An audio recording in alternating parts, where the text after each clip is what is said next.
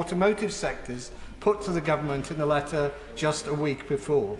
Sectors that together employ over 1 million people in this country and contribute £98 billion to the UK economy every single year.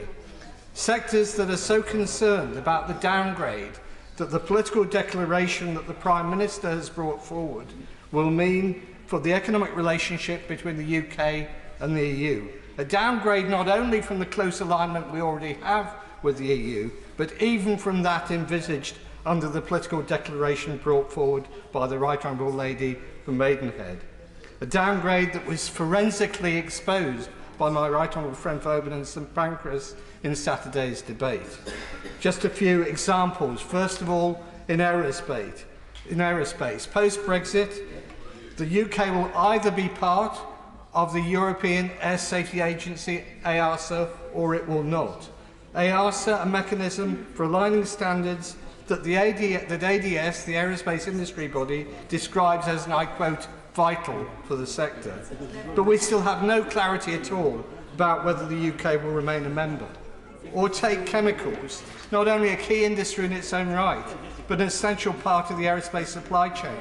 60% of UK chemicals go to the EU, and 75% of the UK's own chemical imports come from the EU. Chemicals or products containing them are brought, developed and sold backwards and forwards repeatedly between the EU and the UK. It can only happen without checks and delays because they're governed by a common set of regulatory standards held in place by the UK as being part of the EU's REACH chemical safety programme. Will we stay part of that after Brexit? We simply don't know, and the political declaration leaves us none the wiser. Or take automotive, the UK's biggest single exporter of goods. We know that WTO tariffs would immediately kick in the event of a no-deal Brexit, would be a hammer blow for the industry. But it's not just avoiding no deal that's important. It's also about having a common rule book of regulatory standards that remove the need for checks on goods that move over national borders. And I say to ministers that constantly repeating the mantra that they look to having a best-in-class, their word, free trade agreement just won't cut it. It won't cut it unless they provide the real and specific answers that are needed to the real and specific questions that UK industry has put to them. Unless they do that, it either means we're going to be back to the disaster that a no-deal Brexit would mean for our economy, or we'll end up with something that will be so half-baked that UK competitiveness will end up in a not very slow-motion car crash. Mr Deputy Speaker, nothing matters more to families and communities than creating good jobs and improving the cost of living. We have witnessed an incredible economic success for our country thanks to the careful economic management of Conservatives. And it is with confidence and positivity that I can tell the House that Stoke-on-Trent is on the up. The city's population, economy and house prices are experiencing among the very highest growth in the country. Whilst we still have our challenges to overcome to reach our full potential, our local economy is now stronger and more diverse than ever before. We have a whole range of sectors calling Stoke-on-Trent their home, with companies from the highest-end manufacturing to the most advanced digital industries flourishing. Tragically, under Blair and Brown, we lost many of Stoke-on-Trent's biggest pottery names and factories.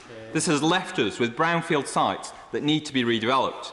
The Conservative-led City Council is working constructively with the Conservative Government to ensure redevelopment takes place. The ceramics industry has experienced a revival. For example, the historic Duchess China Works in Longton, which I visited recently, has been taken over by Heraldic Pottery of Newstead, with fantastic plans to increase production of this iconic site.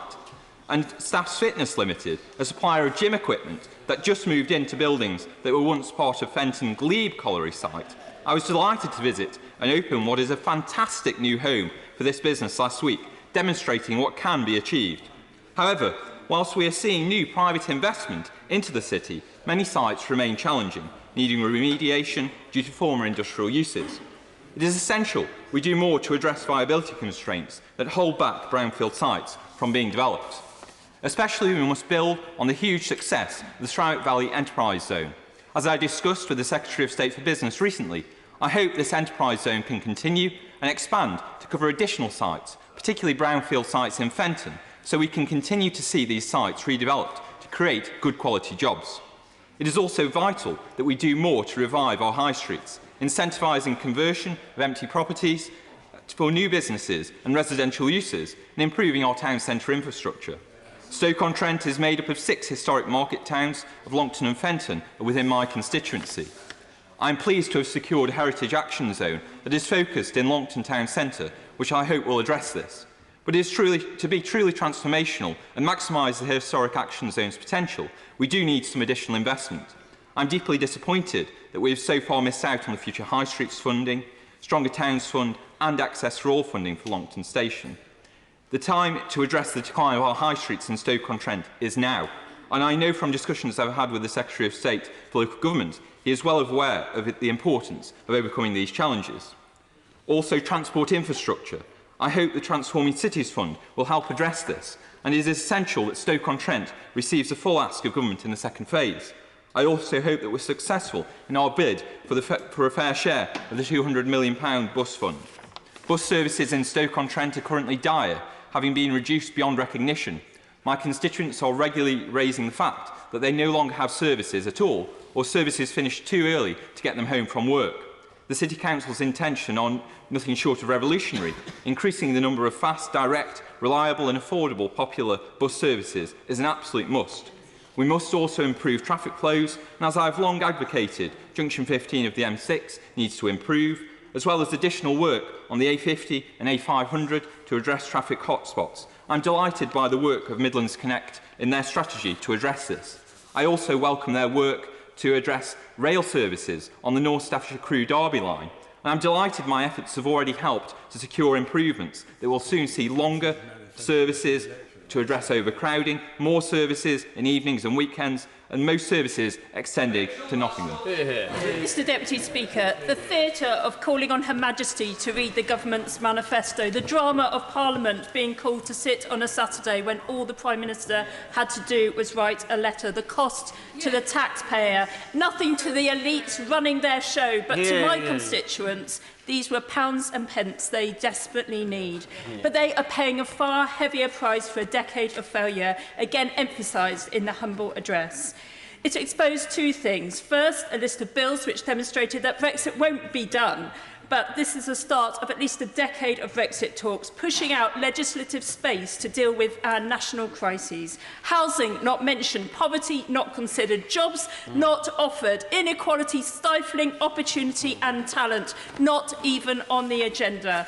But be in no doubt, there is a very stark contrast between this Tory programme saying anything to retain power and a Labour programme doing everything in a fiscally responsible way to address the very real needs people face. Labour, with a robust programme to end poverty, sort Brexit, fix our public services, tackle climate injustice and grow the economy through creating good quality jobs. But this pursuit of Brexit, deal or no deal, will make my constituents poorer. In fact, York will be the 8th worst hit place in the country should we leave with no deal. A deal will also grow the inequality in one of the UK's most inequitable cities. Yet the government programme did not address how my constituents will survive this economic shock. And that's why we need an economic impact assessment. Second, I must draw attention to the sheer number of criminal justice bills, symbolic in exposing how a failed decade of cuts has put my community at risk. More prison places, a sign of failure. More draconian policing, a sign of being out of control. It may result in more law, but certainly exposes no order. When the wrong interests shape the economic priorities, the society breaks down, and this Queen's speech was not the antidote.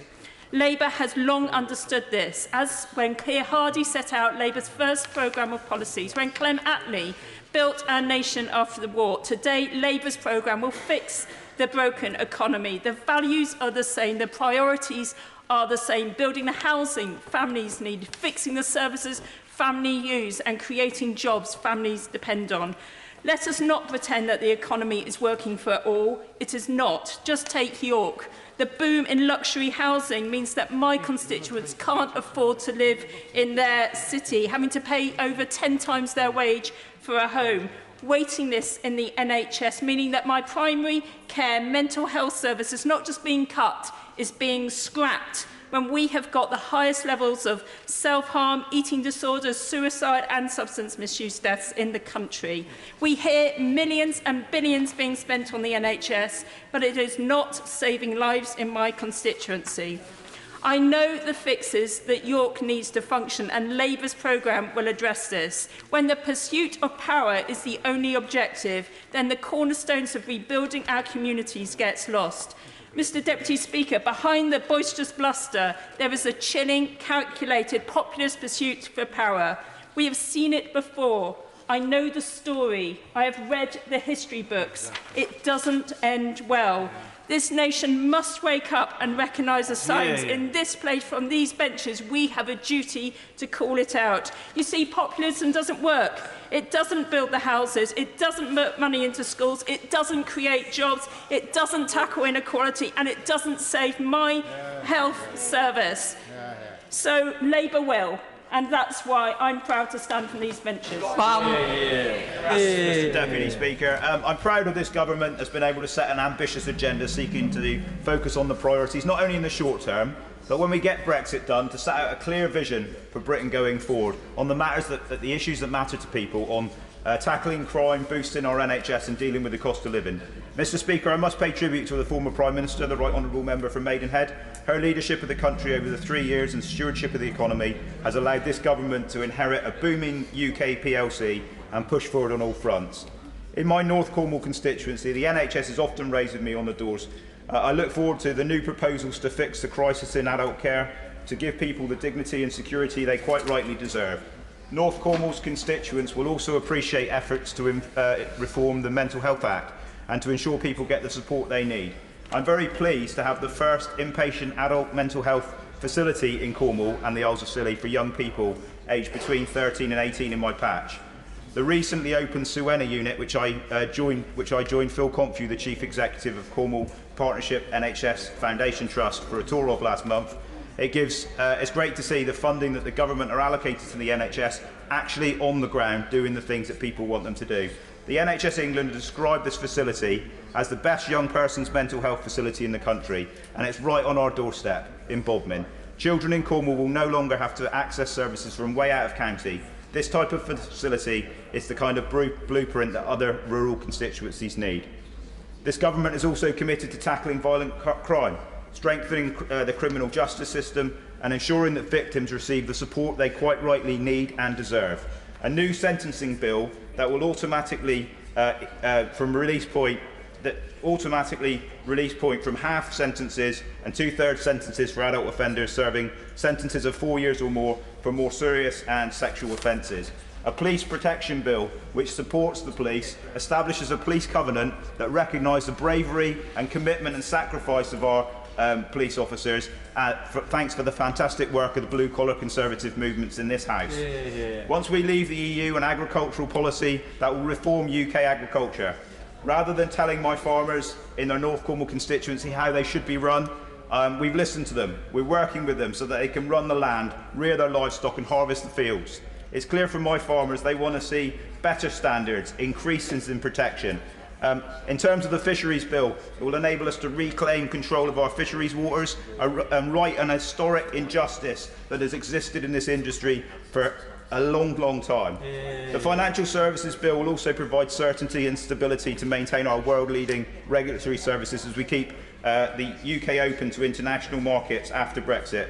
And finally, Mr Speaker, as part of the greenest government ever, we will introduce an environment bill to protect our planet for future generations, including a new office for environmental protection, more local powers to tackle air pollution and charges for single-use plastics. We don't just talk about climate change, we deal with climate change. And finally, if I may, I know some people have raised this issue previously. On the doorsteps in North Cornwall at the moment, the biggest issue outside of Brexit is the issue around Barclays Bank and the Post Office.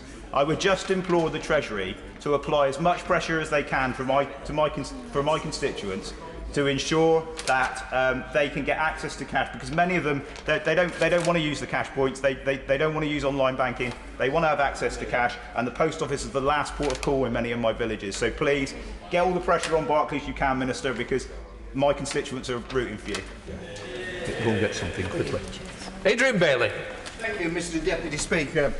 I'd just like to use my short time just to focus on the issues of fiscal responsibility, public spending and public debt, which have been much debated in the Queen's speech, in the Prime Minister's introduction and, of course, the Chancellor. Now, can I make it quite clear that I welcome the government's public spending commitments? They're long overdue. They are, even as they stand, inadequate, but they are a step forward. What is significantly absent from the Queen's speech, and indeed any other pronouncement that I've heard from either the Prime Minister or the Chancellor, is just how they're going to be funded. Are they going to be funded through economic growth? I doubt it. Last quarter, debatably, we were in recession, and certainly even the most optimistic estimates reckon that we'll be flatlining for a few months to come. And indeed, if you look at the current investment in our manufacturing, which is so crucial to economic growth, the idea that we'll fund this through economic growth, quite frankly, is fantasy. Taxes. The government is pledged to reducing taxes, not demonstrating how it's going to increase them to fund it. So no information there. The fact is that the only other alternative has to be borrowing. And that is already looking pretty dicey. Even the current level of borrowing is an increase of 20% over last year.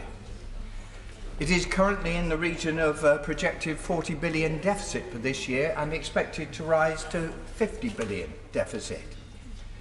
Add to that the 13 billion pounds that we are committed to spend next year, and you get up to a deficit in the mid-50s. And in a moment, of course, I'll talk about the impact of no deal or even the government's withdrawal agreement. This is incredibly worrying because there's no indication from the government just how we're going to fund all this. Whilst I welcome it, it is really something that, quite frankly, is extremely potentially damaging indeed.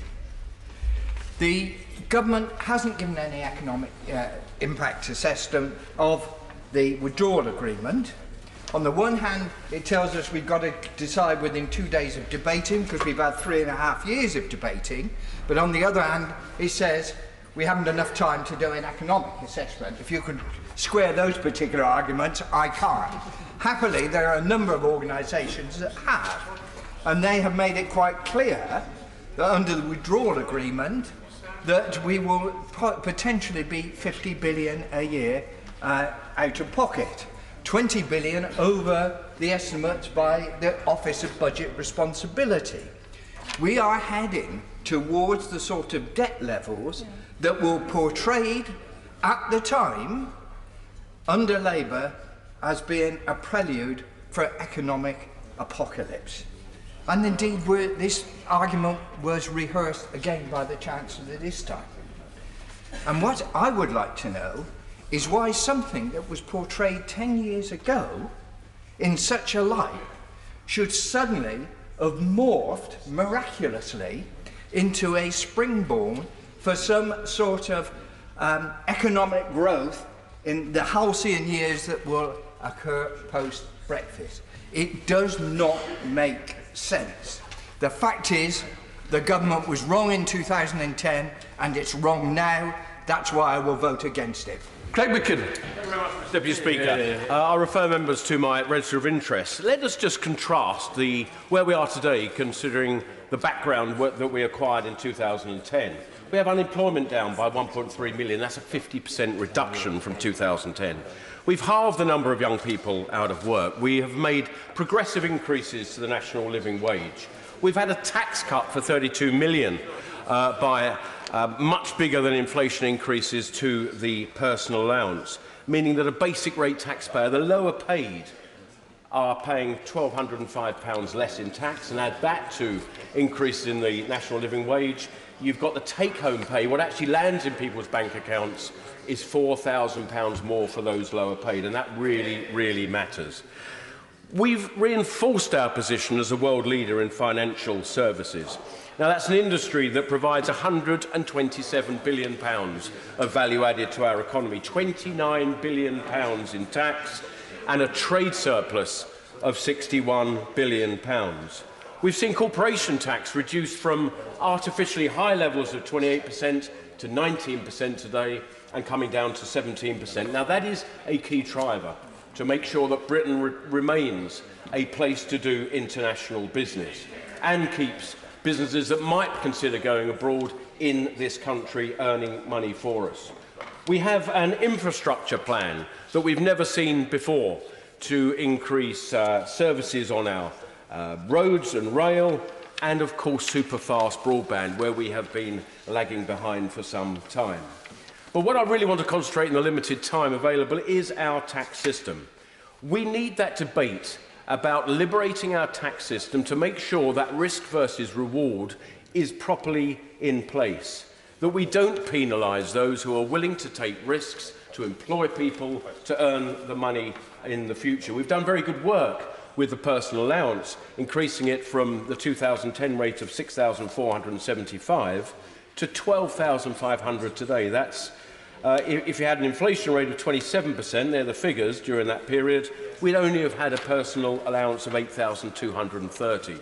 So we've got rid of the fiscal drag in that system, and what I'm asking for from my honourable friend the Chancellor as he progresses towards his budget is to consider the other aspects of fiscal drag that we've seen over the years. For instance, on inheritance tax, the £325,000 limit has remained unchanged since 2009, whereas the index of any house prices has increased quite substantially. We've had the main residence nil rate ban, but it has its complications. So this is really a plea that we address fiscal drag across the system. And we should treat tax not like a one move at a time. We need to play it rather strategically. We've done lots to improve the stamp duty system by getting rid of that rather hated slab system some years ago. But we are now seeing this, the additional 3% second property surcharge and the rates that do exist at higher levels. We've seen a reduction in the tax take. Now, we saw an increase in tax take when we reduced the higher rate of income tax from 50 to 45, and I would propose that we can do the same with stamp duty. I've advanced many of my proposals on capital gains tax to the Treasury because I perceive there to be hundreds of thousands of properties stuck in second ownership because of penal rates applying to the CGT rate for those who own second properties but do not rent them out. So we have a great opportunity to put our tax system back on the right footing. And please, please, let's not go back to those old times where we penalise those but support them. Martin Doherty-Hughes. Thank you, Mr Deputy Speaker. May I first of all note that I am a Vice-Chair of the All-Party Group on blockchain before I begin my speech. Mr Deputy Speaker, a great time of great change politically, economically and socially. We should be mindful of the technological change that is playing part in these momentous days. From the challenges posed to liberal democracy through the industry of fake news mentioned by the member for Gedling to the unbridled and unregulated sphere of social media, the economy of today no way reflects the economy of yesterday. Yep. It is indeed an economy about to be further brutalised by a government wedded to the worst types of mercantilism. It is a world in which we must challenge this vision, this economic vision, with a simple word: trust. How, therefore, is it possible in the 21st century for the government of the UK to fail the simple fact that trustworthy economies are more stable, have more positive economic and social outcomes for their citizens? And what, Mr Deputy Speaker, is trustworthy of a government which places one part of the Union at a competitive advantage to the rest of the Union? How is it possible that the government has thrown the DUP under the Brexit bus and also seeks to remove Scotland from the largest liberal democratic single market and customs union in the world? Simply, it's a government that cannot be trusted with Scotland's economy. It would be easy, Mr Deputy Speaker, to list the failures of the government, but I'm sure that that litany of despair requires a debate of its own. Rather, I would turn to some of the innovative and dynamic opportunities available to those nations to participate in a trustworthy fashion. We need to look at technologies such as blockchain, while itself not a panacea, can be a valued asset in the delivery of public services by a range of public and and private agents. In this technology, which according to the recently published European Commission report, Blockchain Now and Tomorrow, it has the ability to assist in delivering transparency, democracy, security and increased trust across a range of fields from medicine, asset transaction, finance, education, the energy sector and, critically, in the resilience of the economic infrastructure. Only this April, the United States Department of Energy announced through the department's National Energy Tech Lab Phase 2 of its blockchain-based electricity grid security pilot. All the while, the United Kingdom thought it might be good to give Huawei the 5G network and allow the People's Republic of China to build our nuclear power stations.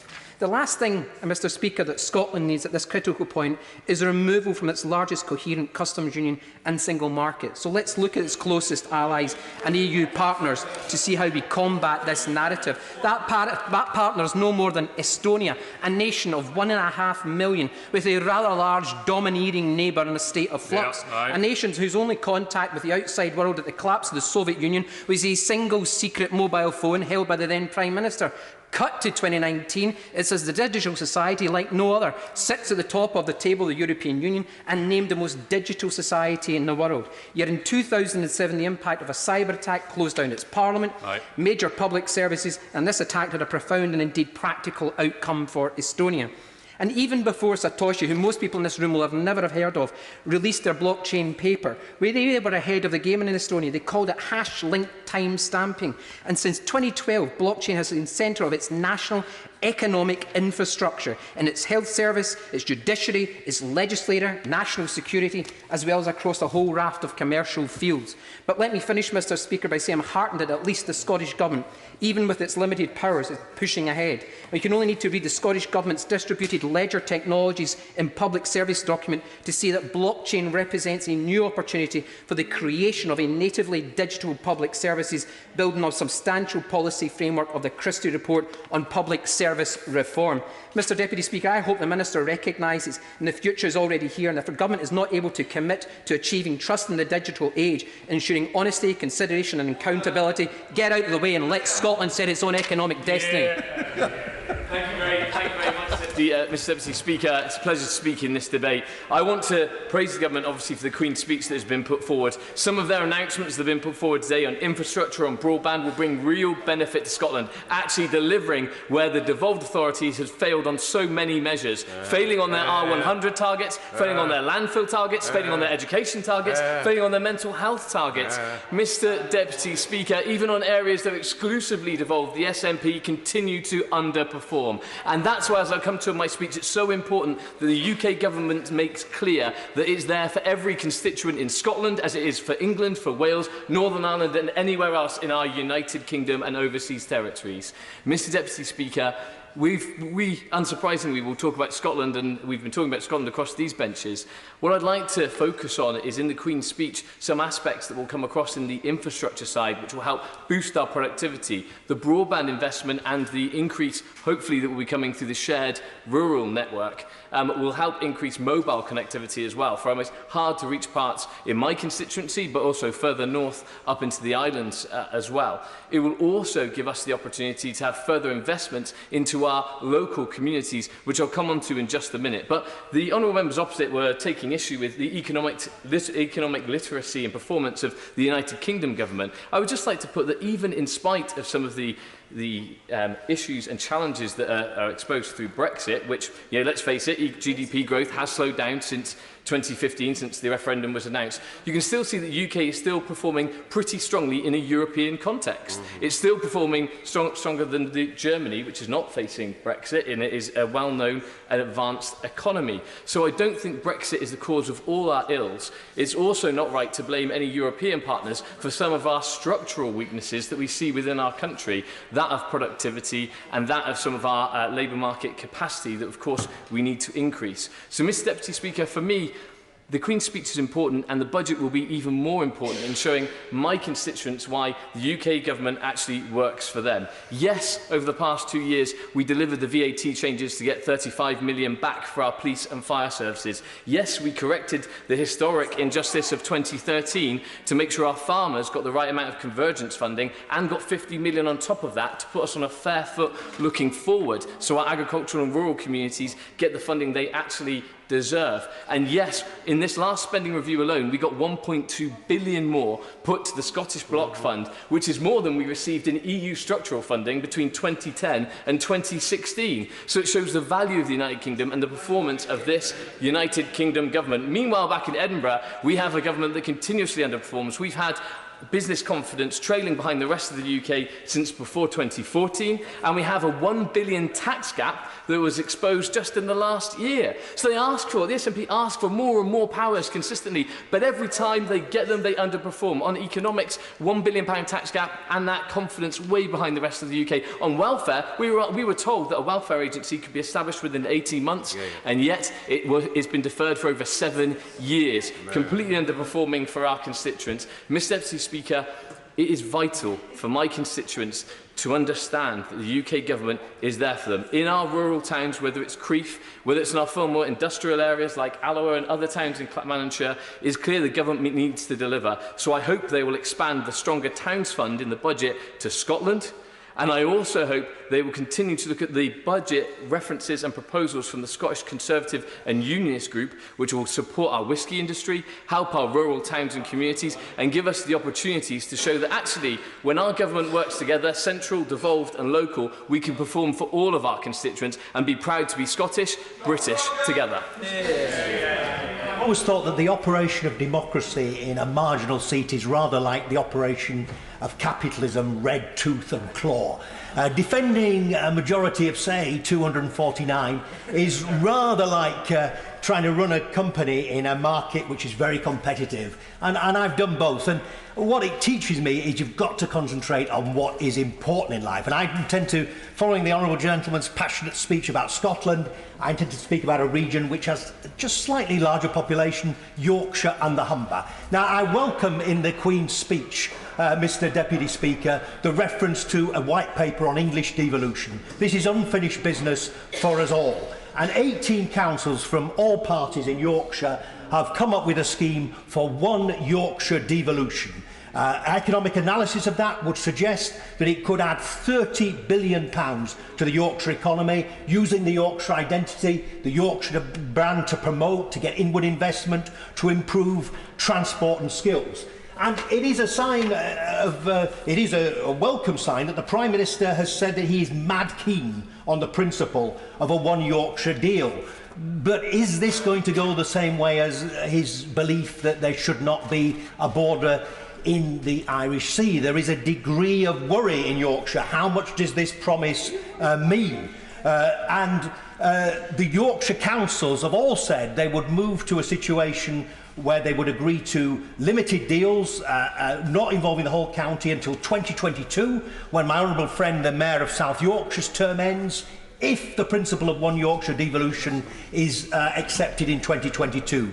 But there is the problem of the Yorkshire backstop, Mr Deputy Speaker. The government are saying that they will not agree to these interim deals unless it is agreed that they will balkanise Yorkshire in 2022 if no further agreement is reached, and there will be 4 mayors across the whole of Yorkshire all competing with each other. And we have to stop this waste of public money and this balkanisation. The good news, Mr Deputy Speaker, is the Archbishop of York came down to this House, and the Labour Party, the Liberals and the Greens all agreed to support one Yorkshire in their next manifestos. It's to be hoped the government does too. Moving on very rapidly, Mr Deputy Speaker, transport. I was in transport questions, and there does seem to be doubt now whether HS2 will come to Yorkshire. And if it comes to Yorkshire, it looks like it's going to go via Manchester for some reason, Mr Deputy Speaker. It's always good to go to Manchester, but it's not the most obvious route for a train from London to Leeds. And I call upon Transport for the North, John Cridland, who is the chair at the moment. He's got a big job. He's also on that HS2 review committee. Which side is he going to be on? Transport for the North or that review committee? He's got to make that decision, because we need Transport for the North to bat for the North. There was a very passionate speech from my right honourable friend Forgedling, who spoke about the inequalities of in our society, and also the member for Thirsk and Malton. I suggest just 2 texts that we should look at in that regard. The Employee Ownership Association came out the other day with a report calling for a national strategy on employee ownership. 7% of firms like John Lewis are employee-owned. tax advantages, funds to help when there are succession problems and so on, to create employee-owned firms. This could transform our economy because they tend to be firms where there is higher productivity and so on. And finally, Mr Deputy Speaker, let's not forget the ASDA workers who are next week, many of them having to sign on the dotted line, sign away their rights in favour of so-called flexible working. The sooner, Mr Deputy Speaker, we get a right to request at least a more stable employment contract, the better our society would be. Can I take an opportunity to welcome His Excellency Antonio Jose Ardila, the Ambassador of Colombia, to our proceedings today. Mary Robinson. Thank you, Mr Deputy Speaker. I welcome this Queen's speech. It's wide-ranging and relevant, and it's one which has an ambition for the country and the regions.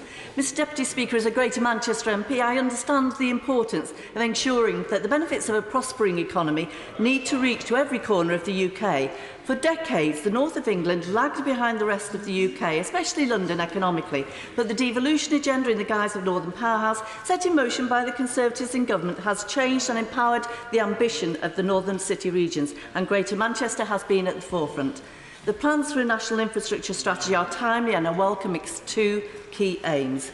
Investment in vital infrastructure and improving living standards are principal drivers of change, and the ability to deliver better jobs and opportunities are the foundations of a healthy and productive local economy. And opportunity begins with education.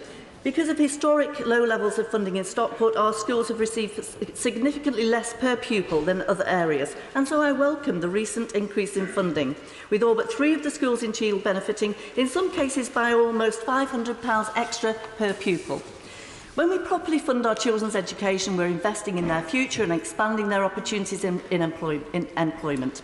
And low unemployment in Cheadle indicates a strong economy, but the ambition across our region is also for a greater employment opportunities, and particularly in developing high-tech, digital and biotech business environment, which will see the Cheshire-Manchester Science Corridor rival that of Cambridge. Mr Speaker, the first industrial revolution began in Manchester, and this national infrastructure strategy heralds the emergence of the 4th industrial revolution for the North. Delivering higher quality, better paid jobs is not simply an end in itself, but links to a healthier population and a more productive workforce and economy. We can close the productivity gap between London and the North more easily with a healthier workforce. Health is a driver of a strong economy. Recently, the Northern Health Science Alliance highlighted the link between increased health spending in the North and productivity. Its Health for Wealth report indicated a strong link between health spending and the boost in productivity which we can expect. That's why the increased funding package for the NHS, together with £30.6 million for Stepping Hill Hospital in my constituency, is most welcome. Transport too is devolved in Greater Manchester, and whilst I await the Mayor's plans for implementation of measures made possible through the Bus Services Act, I would ask the Government to consider how it may support any changes which may be implemented. I'm concerned that my constituents should not have an undue financial burden placed on them in order to accommodate the Mayor's franchising proposals. Mr Deputy Speaker, a national infrastructure strategy needs a national infrastructure project. I was pleased to hear the Prime Minister's commitment to Northern Powerhouse Rail between Manchester and Leeds initially, and I and doubtless other Northern MPs will continue to press for its full completion. Delivering on Northern Powerhouse Rail proposals would mean businesses and commuters will be within 90 minutes rail travel of 4 or more of our largest cities. I've also made representations to the Oakervee review, stressing the importance of HS2 to the North and to my constituents. It's my view that these rail projects between North and South, East and West should be delivered from the North and delivered as one national infrastructure project. The second key strand to the strategy is to address the critical challenges posed by climate change and build on the UK's world-leading commitment to achieve net zero emissions, and I welcome the Environment Bill in that respect. But I would also like to ask that the Minister and the Government considers what more can be done for our areas where there is flooding, and particularly in respect to my constituency, where flooding took place and people's homes and their livelihoods were put at risk. And for many people, repeated flooding has caused them to be out of their homes for some time. And yet, the ability to access a resilience funding is not available. And so I would ask that the Government could look at a permanent resilience flood fund. Mr Deputy Speaker, the Queen's speech had nothing to say about debt, which, unfortunately, debt has blighted and continues to blight millions of our citizens, and it's getting worse. Over nearly a third of people expect their finances to get worse in the next year, and only 14% expect that their situation will improve, and the number of people saving is dropping. A quarter of British adults have got no saving at all. I'm really pleased the government have made a commitment to breathing space, even though it will only come in 2021. But what about the other plank in that strategy? What about the statutory debt repayment plans? That will need primary legislation, and I was surprised to see that there was no plan for that in the Queen's speech. And in the meantime, the government can do much more to help those who've fallen into problem debt. There needs to be increased funding for debt advice.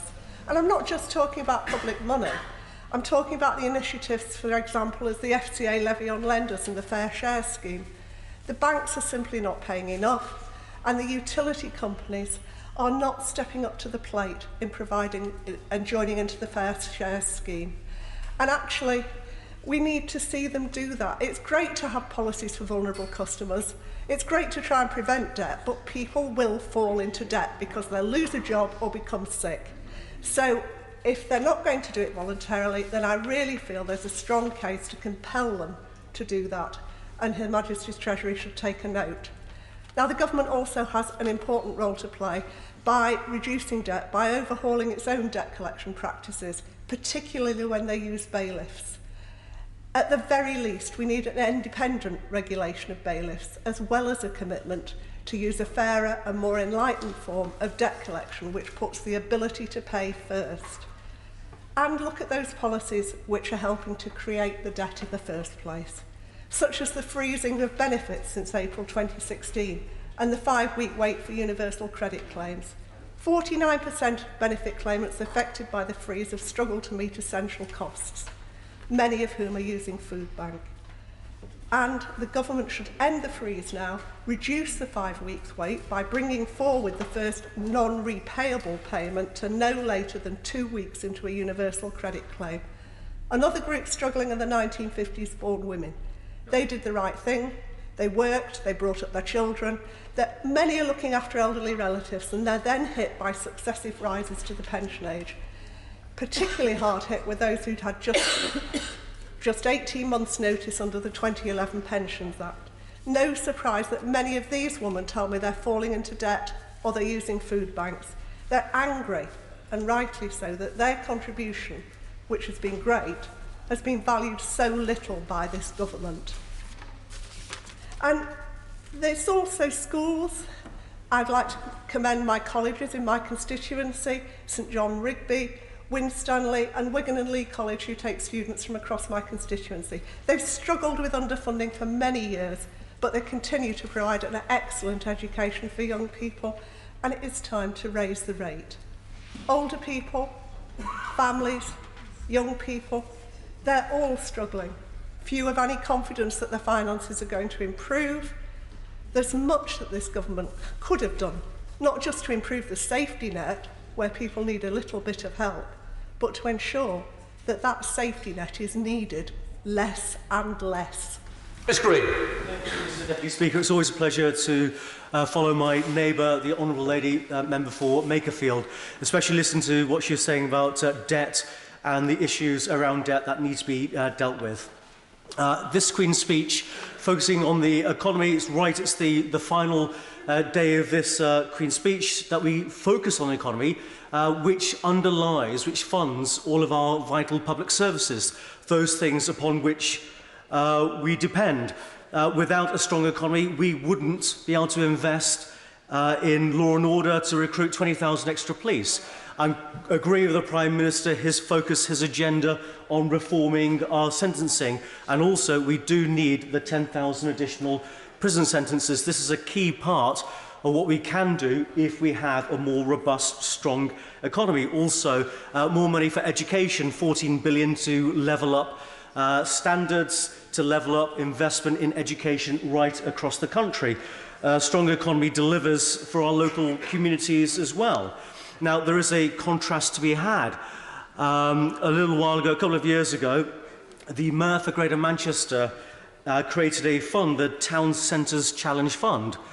And I wanted Atherton, in my constituency, to be a recipient of the Town Centre Challenge Fund money, to really enhance, to improve our town centre. But unfortunately, Wigan Council, who's been running the show so badly for such a long time, actually said that Atherton Town Centre needed so much more work than the Town Centres Fund could afford. They decided not even to put Atherton forward for this fund. Now, the contrast between that leadership on Wigan Council and the leadership on Bolton Council is quite profound. I'm pleased that the government nationally is championing the cause of our towns. We hear for so many years about a north-south divide. We're increasingly hearing about the divide between our cities and our towns, and I'm pleased that the government is supporting Bolton with £25 million from one of the funds, or the community's funding that's going to Bolton Town Centre, £25 million, which is incredibly important. Also, the Future High Streets Fund for Bolton and Farnworth, 125 up to £150,000 going to Bolton and Farnworth to help invest in those town centres. So it's really important we get this connection or this rebalancing between the cities and our towns. But also the leadership on Bolton, in Bolton, is also looking after the smaller towns and villages within the borough of Bolton. So just as Bolton leadership are looking to invest £1.2 billion in Bolton, it's the centre of our borough. It's so important we get the investment there. They're also investing in 4 of our smaller towns, 4 of our local centres, £4 million in each of those centres to make sure our local towns get the investment they need as well. So it is about rebalancing north-south. It's rebalancing between the cities and our towns, but also within boroughs such as Bolton, between the larger towns and the smaller towns. Health also is incredibly important, and I'm pleased that the government does have a strong focus on health. I'm particularly impressed, particularly pleased to see the investment that we're looking forward to create a medical college, a medical training college in Bolton as well. This is part of a Bolton College, Bolton University, the local CCG and Bolton Council having a vision for investment on health, which is so important to the country. Stephen Kidd. Thank you, Mr. Deputy Speaker. It's a real pleasure to follow the gentleman for Bolton West. This Queen's speech shows an incredible level of ambition. 26 bills and no government majority to deliver them. High hopes indeed this government has for our nation. Or could it be, just possibly, that the government has no ambition at all to deliver this programme and that it is nothing more than a naked pre-election stunt? Please don't call a division on that, Mr. Speaker. Mr. Deputy Speaker, the Prime Minister claims to be turning on the spending taps, but the truth is that the trickle of money from the government goes nowhere near reversing the level of cuts the Conservatives have introduced since 2010. For the Welsh Government, that has meant a decade of diminishing budgets.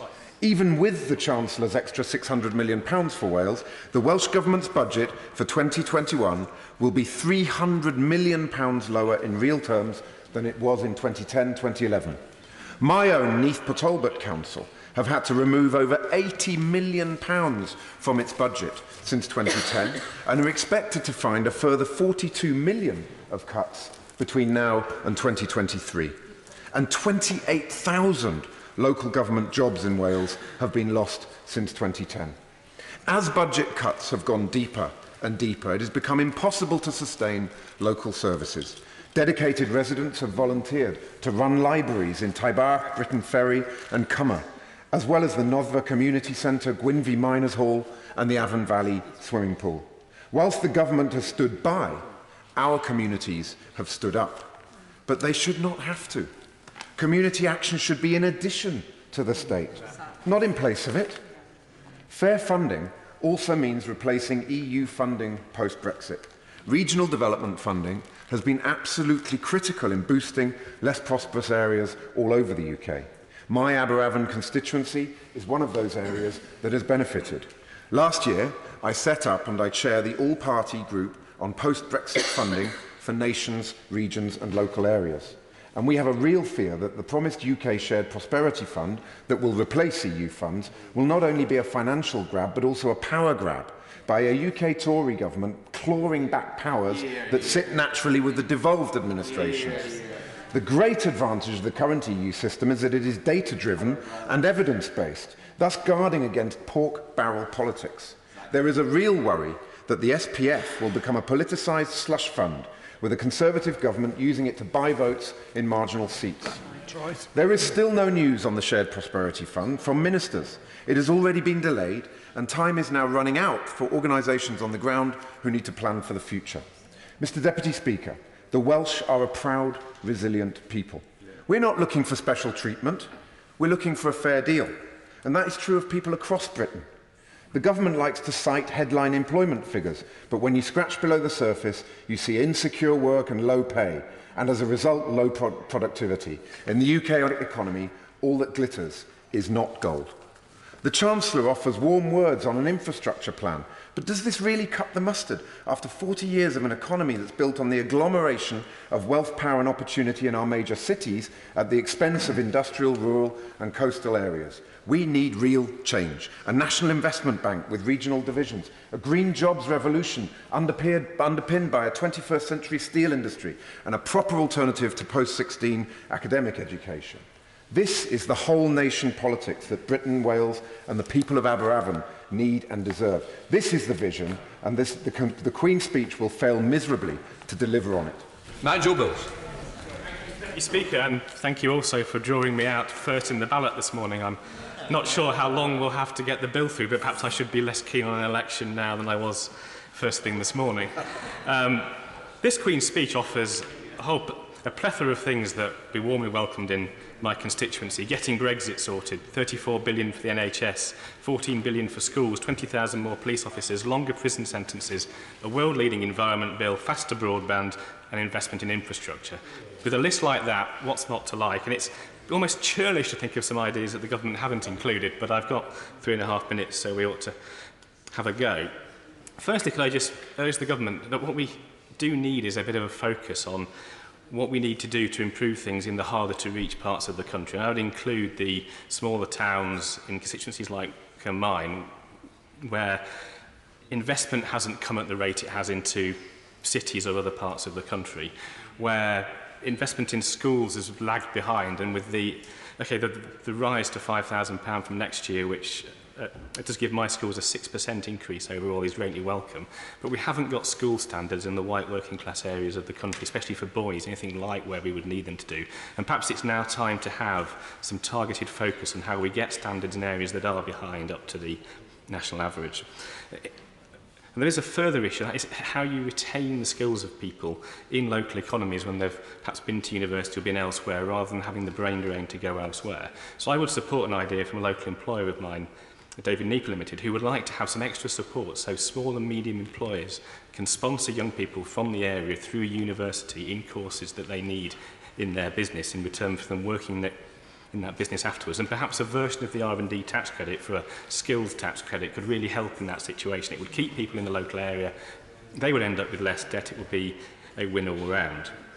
I would like to touch perhaps on what else we could do to boost the regional economy once we've left the EU and we'll have much more freedom of our tax regime. I think one thing we should look at is what tax varying powers we could use for the regions of England, rather than thinking that can only be done for the devolved nations. I can't see any reason why we couldn't have a lower corporation tax rate in the Midlands and the North to encourage business investment in those areas rather than just in the South East. Why we couldn't have a different business rates regime, perhaps. Why we couldn't have lower air passenger duty to boost connectivity into regional airports rather than the crowded South East. All of these things would boost the regional economy and wouldn't need to be applied in London, so wouldn't cost quite the same amount of money. As a final few remarks, I perhaps would just mention the very welcome pensions bill in the Queen's speech. Hasn't had much excitement today, and the really important measure in there on the pension dashboard, so our constituents can all find out exactly how much pension they've saved for. There is a real risk, though, that what they'll find out is they haven't got enough, and we do need to do more to boost saving both for pensions and for other things as well. So I perhaps would just urge the government to think we've had a very successful escalation of the auto-enrolment levels without the opt-out levels that were feared. Isn't it now time to try and increase those savings levels a bit earlier than the mid-2020 so we can try and get people saving the amount we know they really need? And is there any way we can add some flexibility into the system so that perhaps people who are in their early 20s aren't faced with a choice of saving for a pension or saving for a deposit on their house, but there's a way they can use their pension to get on the housing ladder as well, which would actually be a huge asset in their retirement and save them paying housing costs. But overall, this is a Queen's speech that I'm more than happy to support. It delivers on most of the priorities of my constituents. I commend it to the House. Anna Turner. Thank you very much, Mr Deputy Speaker. This is a Queen's speech for a parallel universe. It was called to set out an electioneering position for the Tory party, who had planned that by now we would be about to launch into a general election. And I'm afraid it has all the hallmarks of a hollow, shallow, arrogant government who seek to put party before country, with a hard Brexit that will hit my area and the people I'm so proud to represent harder than anywhere else in the country. And we've already had decades of being left behind in this unequal, loaded economy. The people of Teesside and Redcar, through no fault of their own, are struggling more than most.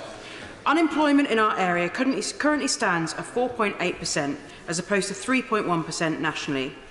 43% of our households have no adult in work, and a third have at least one person with a long-term health problem or disability. Our number of young people in educational training and employment is 2.5 times the national average. Why, Mr Deputy Speaker, why should the young people of Redcar and Cleveland not have the same opportunity as those elsewhere in the country to live and work and flourish and prosper? 1 in 10 people in my area have no qualifications at all. There are 7 secondary schools and a college in my constituency, yet only one of those institutions offers A-levels. 53 out of our total 54 schools have had funding cuts. That's £27.8 million taken out of our local schools, or £349 taken from every single one of Redcar's children.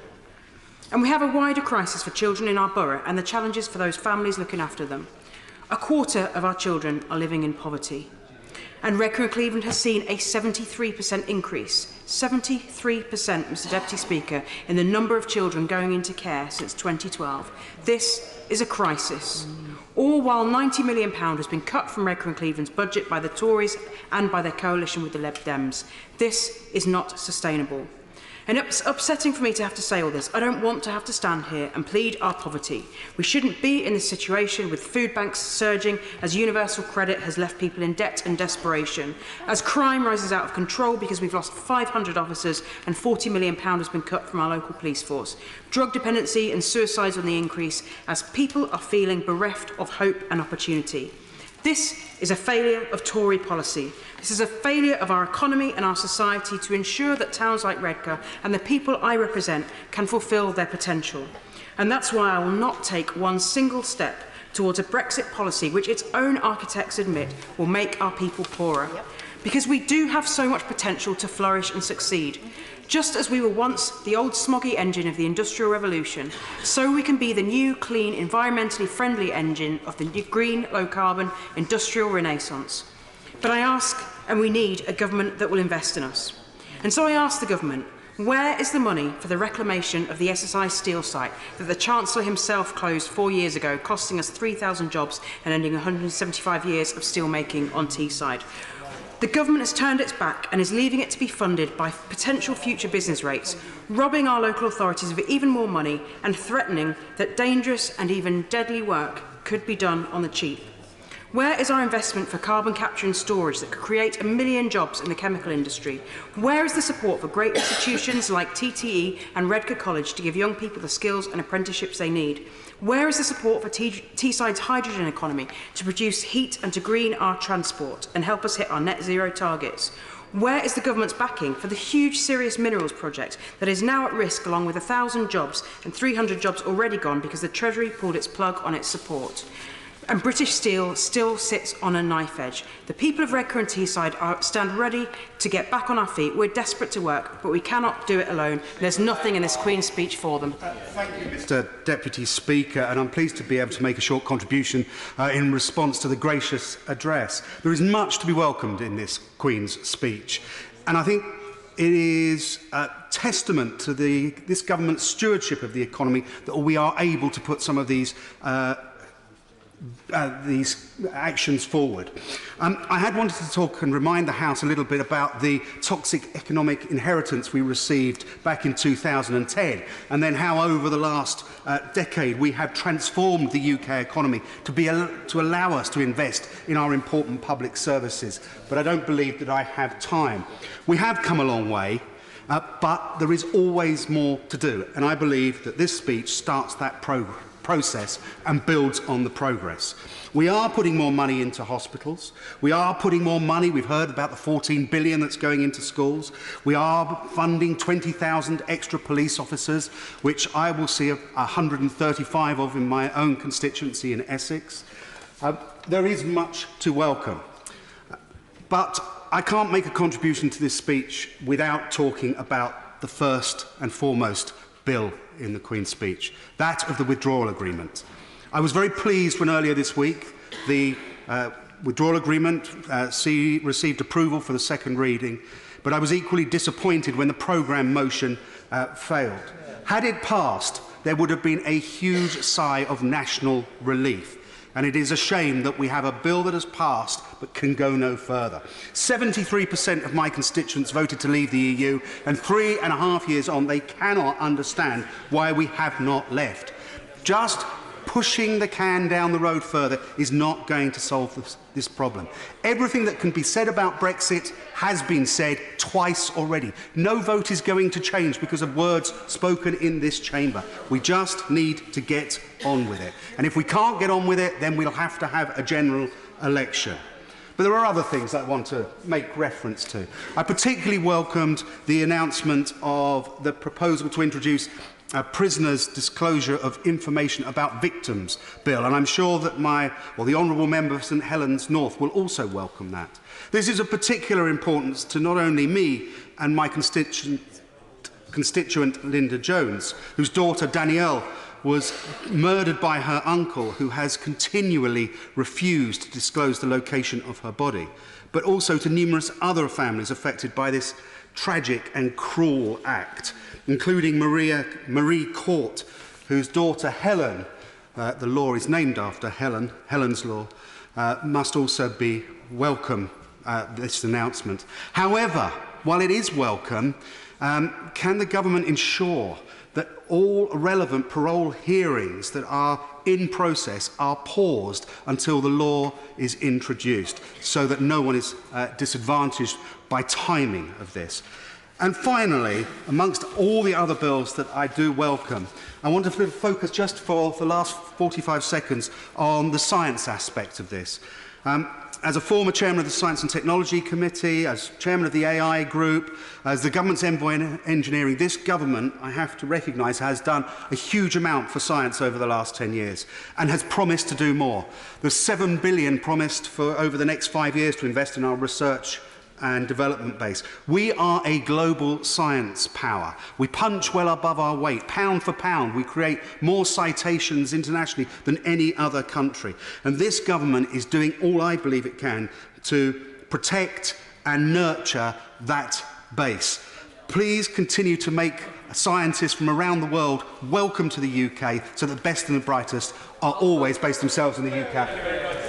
Mr Deputy Speaker, this will be my last Queen's speech after 18 years. As I've announced, I won't be standing at the next general election. Some things I will miss, Mr Deputy Speaker, but not jumping up and down for hours is something that I have not enjoyed at all, I have to say. But I wanted to start on the withdrawal agreement and on Brexit itself, because it has a huge impact on my constituency in the port of Holyhead, which is the fastest growing port with Europe in the whole of the United Kingdom. It is massive.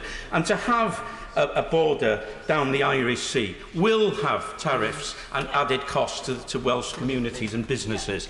It will have checks that will take and delay those cargoes. And for the Chancellor of the Exchequer, in his opening remarks, to say that there's no economic impact assessment necessary shows the lack of understanding that he has for this policy that this government is pushing through. And the Brexit Secretary doesn't understand the implications of tariffs and of customs checks either. And of course we had the Prime Minister saying there would never be a border down the Irish Sea. It's not a border, it's an economic iron curtain for many of us in Wales. So it is really disappointing that the government does this. We have no impact studies, but the Welsh government reckons that there will be a 7% reduction in the Welsh economy over the next 15 years. So that's probably why the Chancellor of the Exchequer doesn't want to produce the figures, because he knows the negative impact that it had. I want to try and be as positive as I can about the Queen's speech. It's going to be difficult, but I do welcome an environment bill into it, because we need to build a consensus on the challenge of climate change and of a low-carbon economy. And I want to see a UK government working with devolved administrations on this. There are good practices in other parts of the United Kingdom that we need to adapt into bills here on low-carbon infrastructure, for example. And if we're serious about climate change, yes, we need to have a revolution in renewables, but we also need to invest in carbon capture and storage, and yes, in new nuclear. Because if we to get to our net zero carbon targets, emission targets of 2050, we need to double our low-carbon infrastructure. And we have an infrastructure plan, but it's not ambitious enough. We need to work together on this now. We need to have that low-carbon revolution, not just in energy generation, but in our homes and the built environment. We need to do it street by street, community by community. Gas fitters being replaced by solar engineers and also ground storage. It's got to be done now, and it can be done. Mr Deputy Speaker, you and I are old enough to remember North Sea gas coming online. When we had that revolution in our country, it employed thousands of well-paid engineers and fitters. That's what we need to be talking about, and that's why this Queen's speech is lacking in its content, because it's got to talk about how we're going to make a material change to the lives of the people that we're sent here to represent. This has failed on all scores, and that is why I won't be supporting it tonight. But I will work with the government if they want to improve the lives of people through having a green revolution, to having high-quality green jobs in our country. In my constituency, we have a proud record and we have the ability to move forward. But there are new projects which lack a funding mechanism, and again, that's a missed opportunity here. Tidal and marine energy does not have the formula needed for it to become a mature and much-needed technology for the future. The government has missed that opportunity. We need to have lagoons, not just in Swansea Bay, but in Colwyn Bay and in Kemys Bay in my constituency. Thank you, Mr Deputy Speaker. It's a pleasure to follow on from the member for Yins Mon, because he and I share so much in our love for the nuclear industry. I would like to refer members to my Register of Business Interests, and I would like to welcome the government's national infrastructure strategy set out in the Queen's speech for a long-term vision to improve our digital transport and energy infrastructure. Such a vision and the action in government policy and financial terms will transform the lives and livelihoods of communities like mine in Copeland.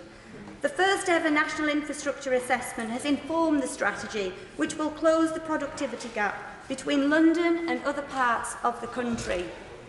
Recognising the incredible proven ability of clean nuclear energy over many decades in countries around the world is important, because nuclear is tried, tested and trusted, and is a vital component in reducing our carbon emissions and hitting the net zero carbon commitment. The renewables sector has been well supported by this government. Our renewable capacity has quadrupled since 2010, whilst the economy has grown by 2/3, which is brilliant progress. But renewables are not only the answer, because when the sun doesn't shine and the wind doesn't blow, we still need electricity, heating, cooling, power, transportation, every hour of the day, every day of the year, which must be consistent and controllable and work with renewable energy. The government has reduced carbon emissions while simultaneously growing our economy, reducing emissions by 42% since 1990, whilst growing the economy by 2/3. But the benefits of nuclear go beyond one industry or the local community near that reactor. A long-term commitment will bring huge benefits to research and development, to science and industry, to manufacturing, to construction, to apprenticeships, and to the export potential of the UK. One aspect I'd really like the Treasury to look at, though, is the cost-benefit analysis that's deployed through the Green Book, because that will never prioritise population. It doesn't encourage the realisation in the true potential of communities like mine, which are northern, coastal and rural. And those benefits that come from our nuclear industry will be played out tomorrow when I visit the Sellafield graduation event, where I'll see over 130 apprentices, over 40%